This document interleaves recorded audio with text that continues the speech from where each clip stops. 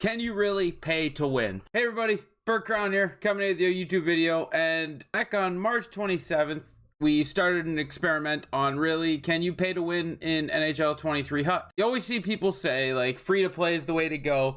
Free to play is getting easier, but it's still a pay to win game. And so we had to do something, right? So back in March 27th, if you didn't catch the video or you weren't following me at that point, who knows?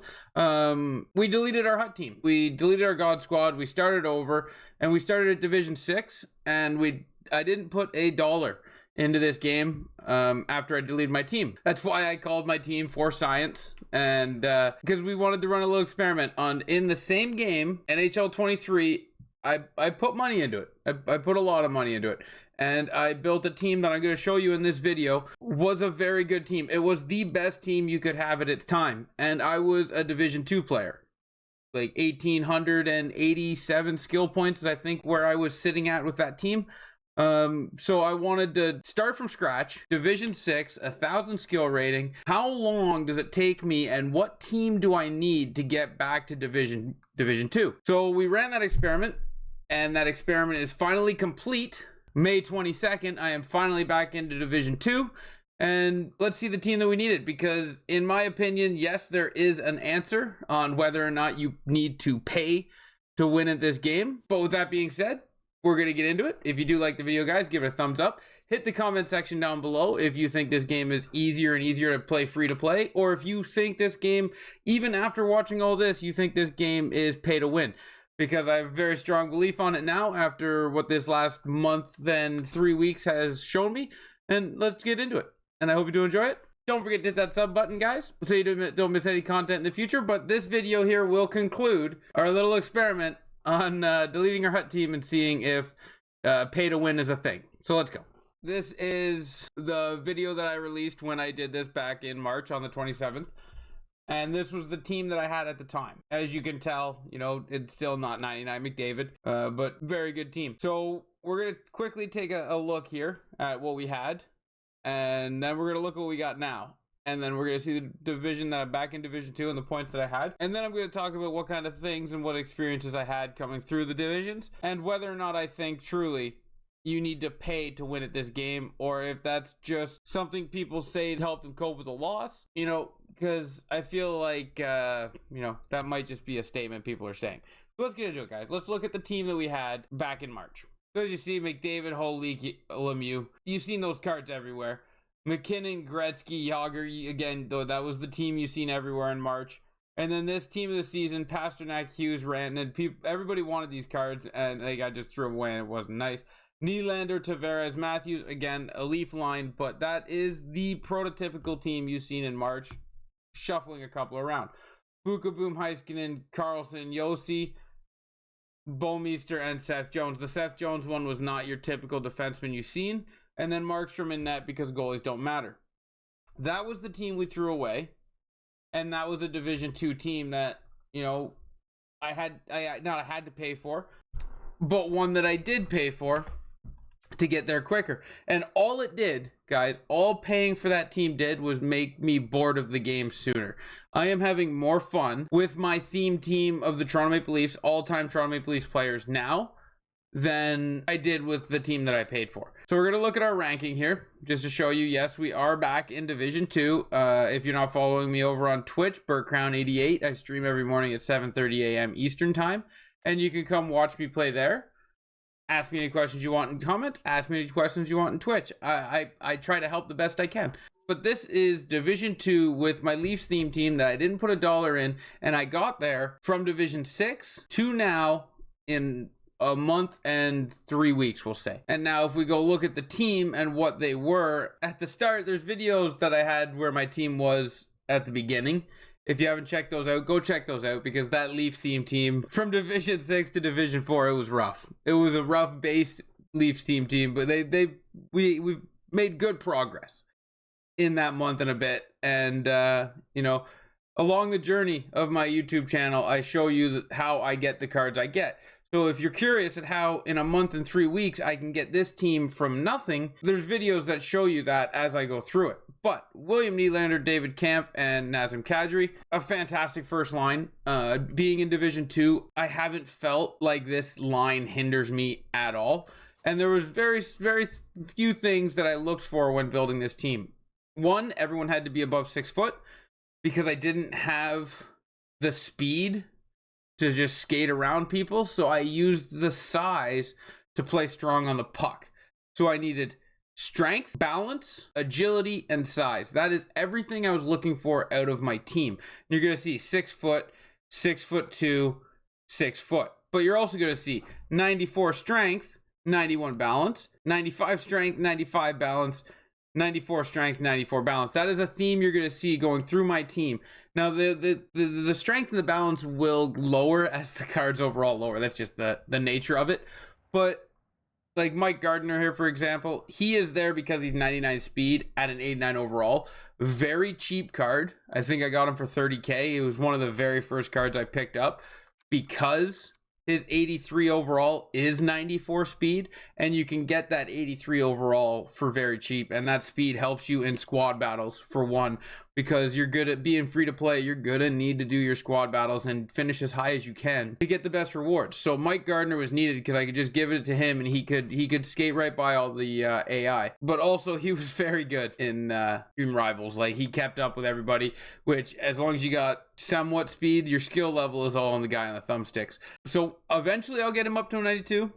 The experiment, like I said, is over, but I'm having so much fun with this theme team. I want to get them to their best, but I might drift away a little bit from the Leafs theme team, as in my mind, I think I have proven to myself what I was trying to prove. And that is, you don't need to put $1 into this game to be competitive. I'm a Division 2 player. Whether I spend thousands of dollars or whether I spend $0, I'm a Division 2 player.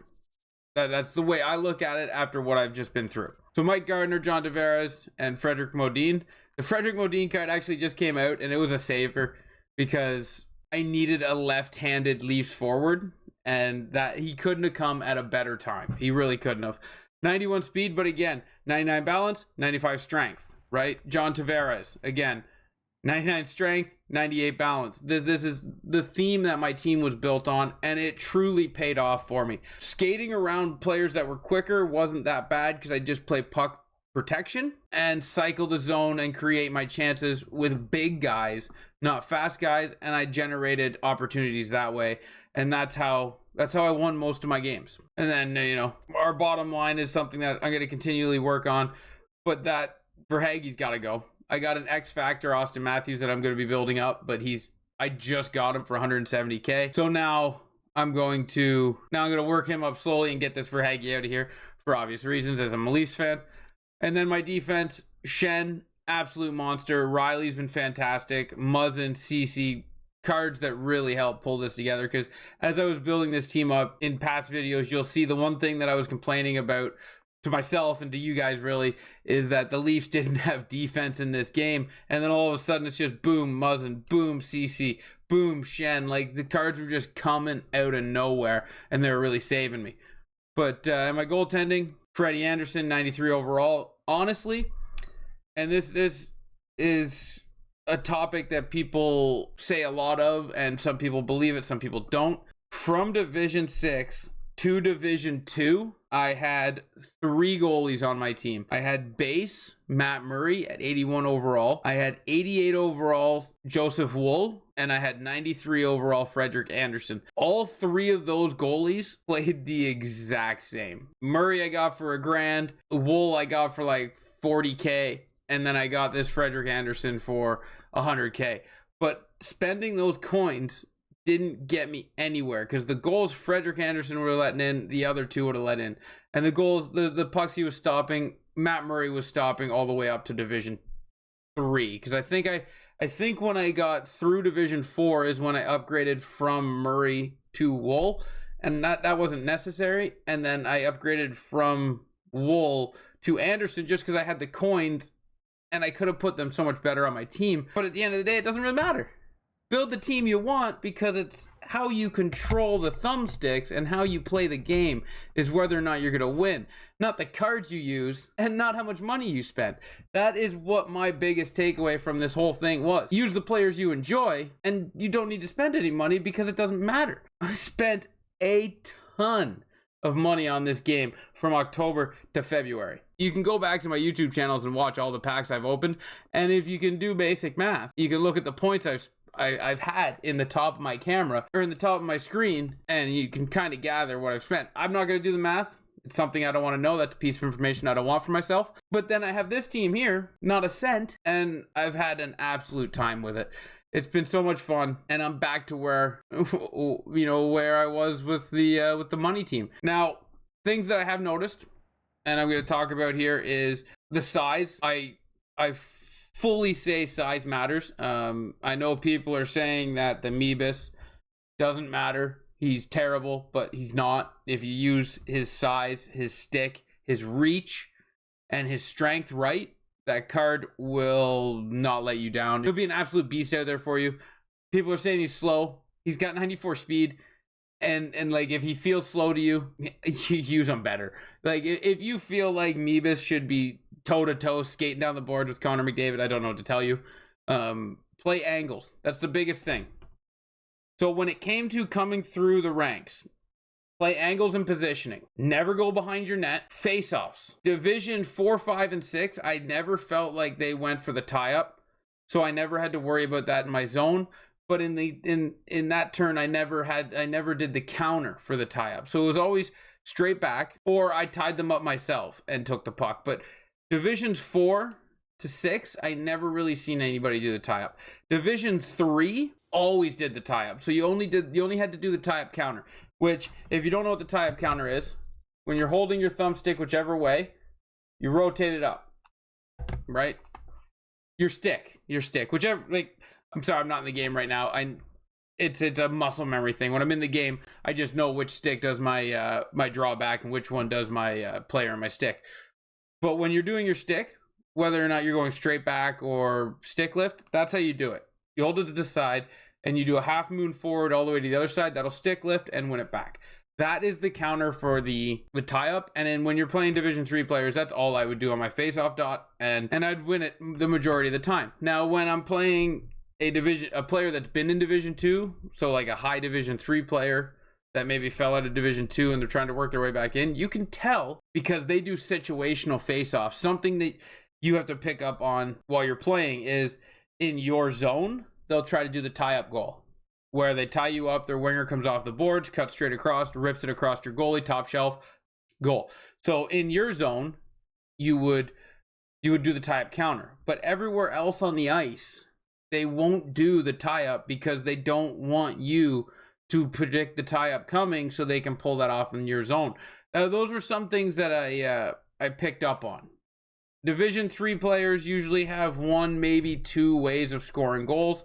And when you figure that out, as in which ways they score, you can shut them down and make it easier to win. Not to make this a crazy long video, guys. I just wanted to talk about that. I just wanted to bring it up. Like, now that it's over and I've gotten back to Division 2, I just wanted to talk about my experiences on their way there. So, big thing I did, squad battles every week. I finished my squad battles. And right now, it's really easy to get into top 100 because there's not a lot of people playing. The points don't require a lot. Yes, to be top 20, you'll still need to get 87,100 points. But to be top 100, it's hit or miss on the amount of people that play. Usually, it's like 85,000 points. You still need to finish your game, but it's not such a sweat to max points all of them. And then rivals and hut champs. And again, if you were wondering how I built this team in a month and a half, not spending $1, it's on all my past videos. Go check those out. Now, to answer the question, no, this is not a pay-to-win game. This is a game where there will be random bounces. Yes, I faced and encountered many of a random bounces in my experience all the way up. There would be games where I felt like I should win and I lost, and there'd be games where I felt like I won and I should lose, vice versa. Or I probably worded I think I worded that all wrong, but Win, should have lost, lost, should have won. I felt that way about a lot of games. But no, it all comes down to your ability on the thumbstick and how you play the game. If you leave your goalie out to dry, he will get scored on. Doesn't matter if he's a 91 or a 72.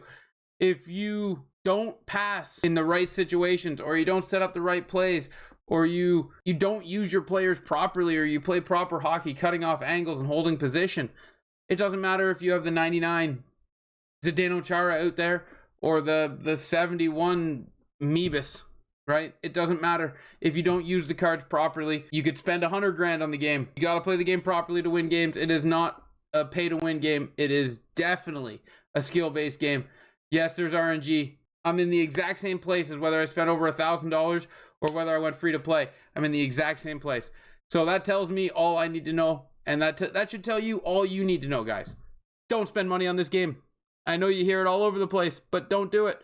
Enjoy the game, have fun, and most importantly, play with the players you want to play with. You don't need the meta players to win. I don't have one of them on my team. I don't have one meta player on my team, and yet I'm pulling out wins. So just have fun with the game, guys. Use the players you want. You know how many times I get asked, I want to go build this Steven Stamkos X Factor card, but nobody's using him. He must not be good. Go use him. Have fun with him. Enjoy him. You'll definitely enjoy the game more if you're using players you like. But anyways, guys, I really do appreciate you for watching the video. Hit in the comment sections down below what you thought. Please, I really do want to hear your opinion. But until next time, ciao, ciao, guys.